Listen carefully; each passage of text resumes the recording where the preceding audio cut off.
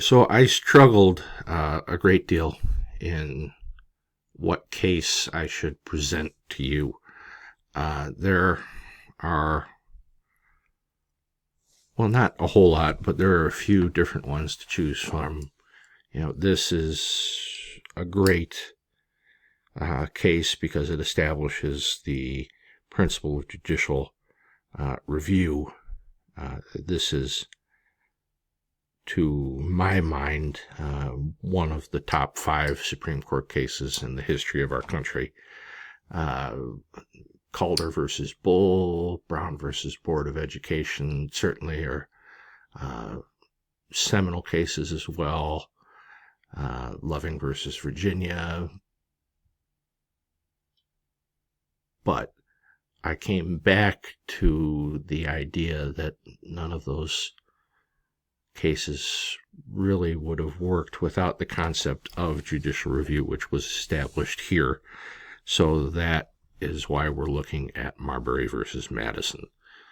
And I hope you still, I hope you agree with me at the end. So we know that the Supreme Court has a great deal of power when it is presented with a case, deals with some of the hottest issues that are confronting society at the time, and it's called upon to apply our Constitution to subjects and disputes that George Washington and company could never have possibly imagined, like abortion, gay rights, flag burning, Second Amendment cases, anything really that, it would have been inconceivable in the late 1700s, early 1800s, some of the stuff that we're dealing with now. But most of the time, the Supreme Court is really looking at cases that are, I don't want to say trivial, but would not interest the average person in the least. They're looking at infringement on copyright. They're looking at whether or not, two things are similar enough or different enough to determine, patents, things like that. Very much things that you and I probably wouldn't be too interested in on the day-to-day. But given that issues like LGBT rights, abortion, etc., are issues that the founders never dealt with, should the court treat the Constitution as a living document, a document that grows and evolves with the times, or should the court try to interpret the Constitution according to the times, I should have put in there, in which it was written, which would be original intent. So what did the people who wrote the thing mean when they were talking about the freedom of speech, or the right to bear arms, or not quartering troops in private homes? What did they mean? So, should the court yield in its thinking to the majority in the legislature? I know that the Supreme Court, because I am a nerd and have watched way too many Supreme Court justices be interviewed and looked into this stuff, probably more than is healthy. I know that Supreme Court justices would really prefer a lot of these questions be settled in the legislature. They don't want to touch them. Or how about, none of these things? The legislature doesn't decide them. They don't decide them. Maybe it goes back to the states. Maybe it goes back to townships. There are a lot of different ways we could go. So this is William Marbury. He'll be the main actor here in our story in a minute. So the Supreme Court serves a really important function in the system of checks and balances that we've got going in the United States. It can overturn unconstitutional laws passed by Congress, thanks in large part to this case that we're looking at right now, which again is why I chose it. and signed by the President of the United States, POTUS, or laws enacted by the states. Maybe Virginia passed a bad law that's unconstitutional. It can also stop the president from acting unconstitutionally. Now, there has to be respect for the court as an institution for any of these things to happen. Does anybody, have we read in the news lately about the army of the Supreme Court? No, they don't have one. It is entirely dependent upon America and Americans' respect for the Constitution, for the founders, and for our system of government for this to work one iota. If we stop believing in the Supreme Court and its relative neutrality and its ability to decide things fairly impartially, then, we're cooked. Now we have two branches of government. So, the court is the last line of defense against the federal or state government's usurping powers that they aren't permitted either because the Constitution doesn't allow it, or the Bill of Rights prohibits it, or natural law prevents it. And if you think that the government doesn't try to take freedoms, you're wrong. They do all the time. And it is up to the courts to fight it where they see it. I remember hearing an interview with a congressman some years ago where the anchor asked if they only passed legal laws or some version of that question. And the congressman said, no, what we do here on the floor every day isn't strictly legal. And it oftentimes gets struck down by the courts, but for us, meaning the Congress, we get credit if it succeeds for getting a piece of the pie back home to our constituents. And if we fail and it's struck down, whatever it is, by the courts, then we get credit for trying anyway. Not exact words, but the sentiment of the question and the answer are the same. So how do we reach this point here? The judicial branch needs to be a watchdog that rules on cases that come before it to protect our natural rights and to preserve the division of power that's established in the Constitution.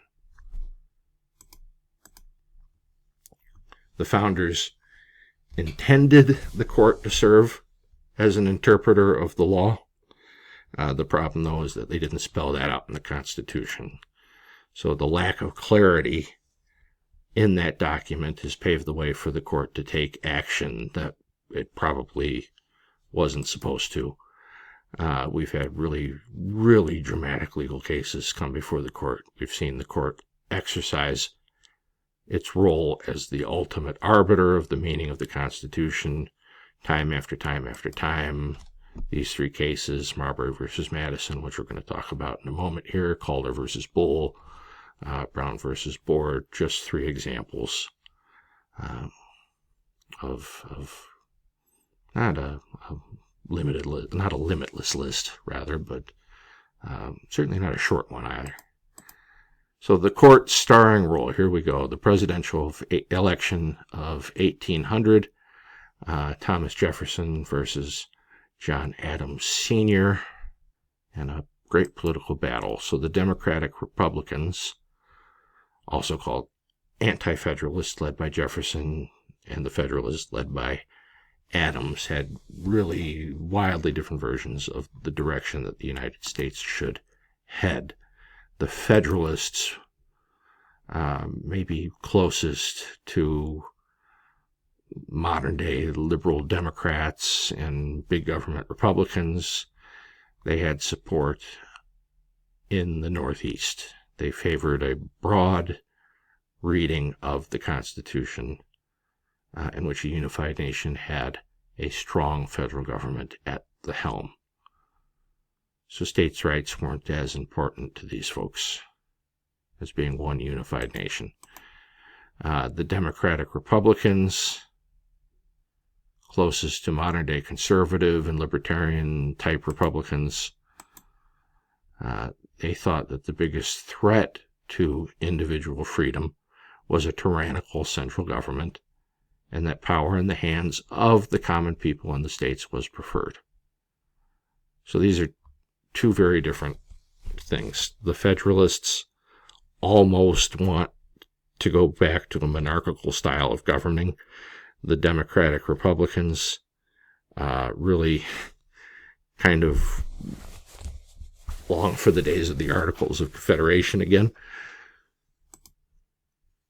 Both sides, though, understood that whoever controlled the courts controlled everything, controlled the ideas of states' rights or a unified, strong central government. So they knew that control of the courts was everything.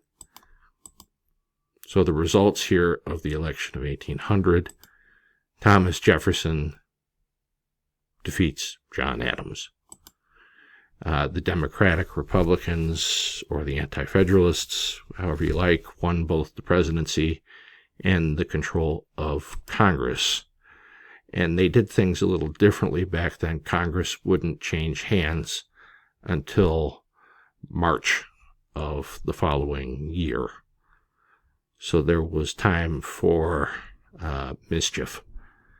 The courts were packed with Federalists that Washington and outgoing President Adams had already put in place.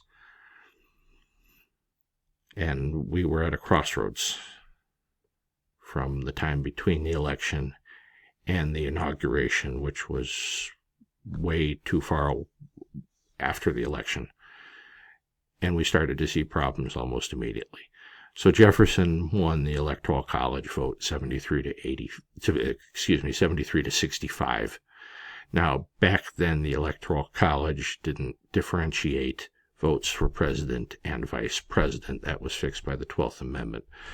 So whoever got the most votes in the Electoral College became president. Whoever got the second most amount of votes became vice president. So without the 12th Amendment, today we could have President Trump and Vice President Harris, or President Biden and Vice President Trump. I mean, it's a whole bunch of combinations that are fairly mind-boggling. So Jefferson had a running mate, Aaron Burr, and each of them got 73 electoral votes. The House of Representatives, which was still under Federalist control, mind you, they had to break the tie as laid out in the Constitution. That's their duty, and decide who would be president. And they didn't want to give Jefferson the White House. So they had to break the tie, and over 6 days, votes were cast over 30 times. Neither candidate, neither Jefferson or Burr, received a majority. So some Federalists finally, after 6 days and 30 rounds of voting, who wanted an orderly transition of power, despite dislike of Jefferson, conceded, put the good of the country before their own preferences. Imagine that today. And voted for the third president of the United States, which history tells us is Thomas Jefferson. So Jefferson's inauguration was held on March 4th, 1801, and the 12th Amendment is soon passed. 3 years is lightning speed, even today, to address the problem of electoral votes by requiring electors to name in their ballots the person voted for as president, and in distinct ballots the person voted for as vice president.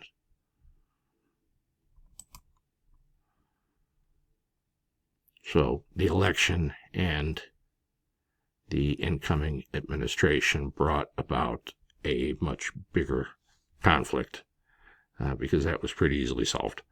So the Federalists controlled Congress, had enacted the Judiciary Act of 1789, which set up the nation's initial federal court system. Remember that the Judiciary Act of 1789 comes back later and in an important way.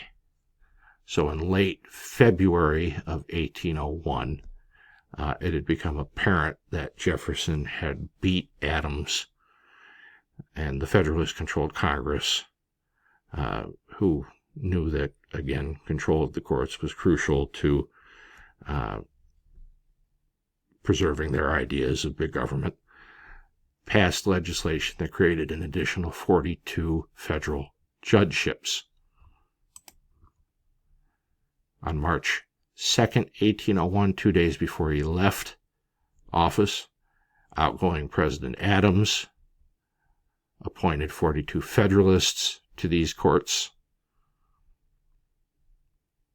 And on March 3rd, the still Federalist-controlled Senate confirmed the judges to the new courts.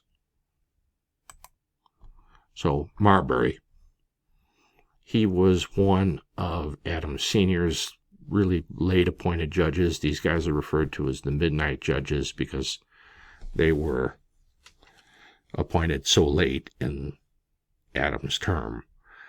He was nominated to be a justice of the peace in Washington, D.C., and that was the lowest ranking of Adams' midnight judicial appointments.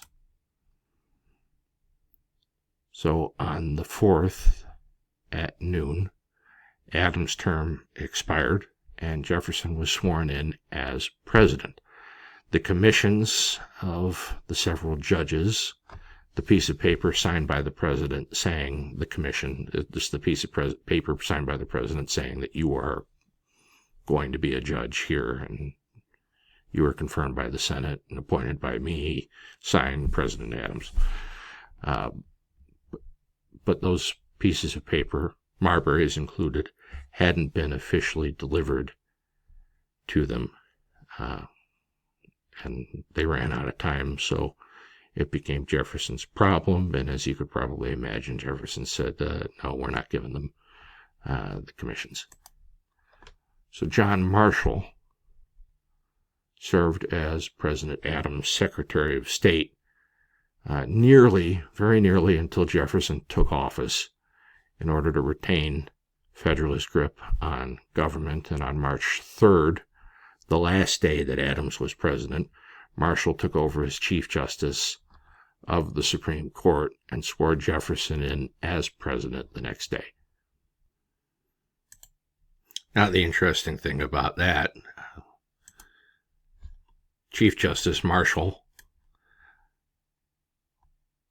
the number one Federalist, and Jefferson, President Jefferson, the number one anti-Federalist, they fought in the same revolution. They were also members of the same family. They were first cousins. Jefferson took the view that government was an associated group of free states in which the central government was dependent on the sum of its parts, meaning the state, the Washington, D.C., so to speak, worked for the states. Chief Justice Marshall thought it was the other way around. The states worked for Washington, D.C. And this is a conflict that still, to this day has not been settled. The new Chief Justice, he wanted a strong federal government that was able to regulate the economy without consultation with and without the approval of the states. And these were just irreconcilable views. I can't imagine family dinners or reunions. So Jefferson tells the nation that he considered the commissions of the 42 midnight judges void, including Marbury's, and the act here was justified.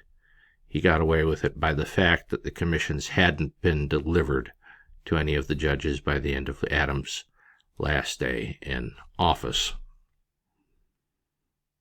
And you have to remember, we're still in the 1800s here. There's no scanning and emailing. These have to be physically handed over on horseback to these incoming judges, or there's nothing. So James Madison, who succeeds Jefferson as president, was appointed as Secretary of State and was specifically directed by President Jefferson not to hand over the commissions to any of the appointees, and a power struggle ensues there. Because Marbury, who was not commissioned, but he was appointed by Adams and confirmed by the Senate, he took his lawsuit directly to the Supreme Court, pursuant to the Judiciary Act of 1789, which, if you remember, sets up the nation's initial court system. And bringing the suit here is Marbury's unknowing fatal mistake, because, well, you'll find out soon enough, he seeks a writ of mandamus as his remedy from the Supreme Court. A writ of mandamus is a court order requiring a government official to carry out a non-discretionary duty. And this non-discretionary duty would have been a direction from the court to Secretary of State Madison to transmit Marbury's commission to him. Now, the commission, the importance of the commission, again, Marbury couldn't enter the courthouse without the commission, because the constable or sheriff, whoever was guarding it, would have no way of knowing that Marbury was Marbury without that piece of paper. So the newly appointed judge here, that piece of paper was the receipt of his judicial power. And until we got to a point where we had photographs or without personal recognition by sheriffs, after Marbury might have been a judge for a year or two there, a judge couldn't take the bench and try cases without physical possession of his commission.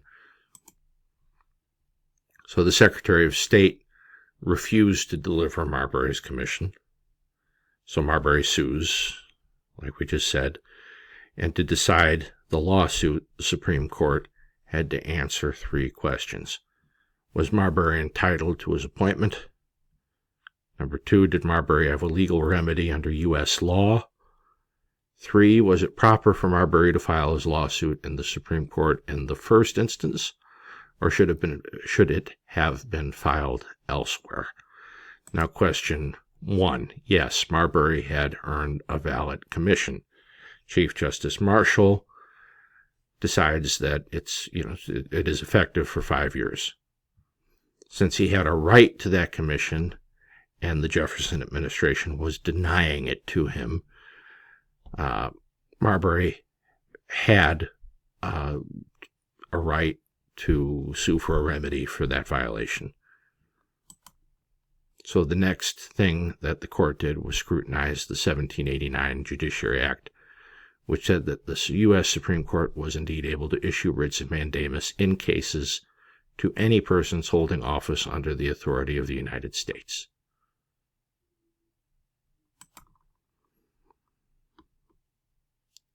And here the law, the Judiciary Act, runs counter to the Constitution, whereas the Constitution limits the original jurisdiction of the court. The original jurisdiction, again, meaning hearing and ruling on cases for the first time, rather than as an appellate court to all cases affecting ambassadors, other public ministers, and consuls, and those in which a state shall be a party. In all other cases, the Supreme Court shall have appellate jurisdiction. So Marbury could have filed his lawsuit in the federal trial court in the nation's capital, but the Judiciary Act of 1789 specifically gave original jurisdiction to the Supreme Court to grant orders to people holding office under the authority of the United States, compelling them to perform a non-discretionary ministerial duty, such as delivering a valid commission to an appointed and confirmed federal judge. So the Judiciary Act, again, runs counter to the Constitution, and therefore Congress was butting heads with the Constitution. Can Congress give the Supreme Court original jurisdiction to hear a case when the Constitution did not? The answer the Supreme Court comes up with here is no, it cannot. So if not, with the distribution of jurisdiction, in the Constitution be form without substance, as Marbury famously asked. So how would this conflict be resolved, and who should resolve it? So 1803, 2 years into Jefferson's presidency, and Marbury's state of limbo as to whether or not he's a federal judge. And after 6 days of oral arguments, the Supreme Court unanimously holds that Congress has no power to alter or enhance the Supreme Court's original jurisdiction. So the part of the Judiciary Act that Marbury looked to file his case directly in the Supreme Court was found to be unconstitutional. So Marbury is sunk, and John Marshall, meaning he doesn't get his commission, and John Marshall had set a great historical precedent here, which is a little hard to believe, because John Marshall, being Mr. Federalist, Mr. Government power, federal government power specifically, he just said, well, we have a limited federal government. So the Supreme Court reasons that even though Marbury did have a right to his commission, and the laws do afford a remedy for the denial of that right, where the authority given to the Supreme Court by an act of Congress authorizing the court to hear a case is not grounded in or sanctioned by the Constitution, that authority is still null and void. Doesn't exist. Congress can't give the branches of government power that the Constitution doesn't give it.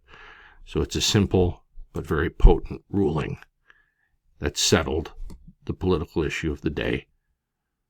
The High Court also set forth a future hierarchy of authority for the entire United States system of government by saying that the government is established by the Constitution and is one of limited powers.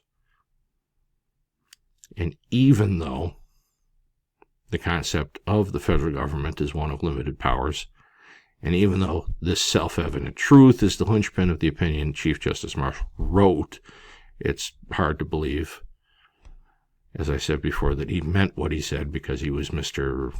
Pro-federal government. We need more power on the federal government. We are, the states work for us in Washington, D.C. So he spends the rest of his career finding clearly disingenuous, historically inaccurate, highly questionable justifications for ruling that federal power is not limited, when he decides here that the federal government is one of limited power and limited means. Marshall's words in the Marbury case belied his urge to centralize power, because he denies that the court has the power to hear the case because the statute that gave it that power was in conflict with the Constitution and therefore void. So he establishes the power of the court to decide if such a conflict exists and to void the statute if it wishes, otherwise known as judicial review. Remember that. The powers of the legislative branch are therefore defined and limited by the Constitution as well, which is supreme to any legislative act, which is still theoretically true to this day. The court can negate any such act of Congress if it is repugnant to the Constitution. So Marshall says that Congress is only a creature created by the Constitution and should not be allowed to trump its creator. So Congress shouldn't be able to dictate what the Constitution says. Marbury versus Madison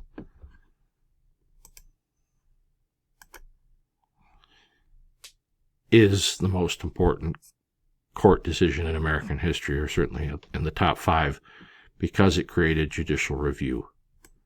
The power of the Supreme Court, and eventually all other federal courts, to examine a statute and eventually the behavior of the president, and to declare it void if the court finds it runs counter to the Constitution.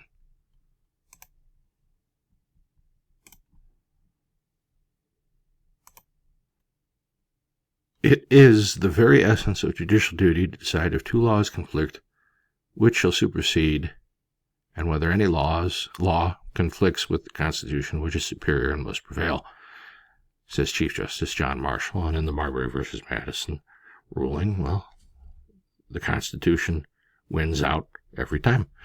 This argument is consistent with the natural law principle that the creature, meaning Congress, which the Constitution created, cannot negate the acts of its creator, the Constitution. The Constitution only gave a very limited scope to the Supreme Court for hearing cases the first time, and not as an appellate court in all other cases. So it created a politically sticky situation, since this case, ruling a law or a portion of a law unconstitutional has meant that the statute no longer has the power of law, as though it never existed in the first place. And that also means that the Supreme Court granted to itself the authority to declare the will of the people null and void if and when it contradicts the Constitution. And a lot of people find that problematic, and it's certainly a valid opinion. Marbury versus Madison allowed the court to strike down what it thinks is unconstitutional. So for test purposes, remember judicial review. Remember the importance, the takeaway of Marbury versus Madison. And this is where I got the Marbury versus Madison stuff from. The Constitution in Exile. Read the book. It's a great book. I still recommend it. And certainly, I want to avoid a copyright strike, so I would certainly watch this video summing up Marbury versus Madison. It's very good. It's succinct, unlike me, and you'll get a lot out of it. I don't include links and other stuff in these videos for nothing. So, we'll come to the Roberts Court in Part 4. It is the very essence of judicial duty to decide if two laws conflict, which shall supersede, and whether any law conflicts with the Constitution, which is superior and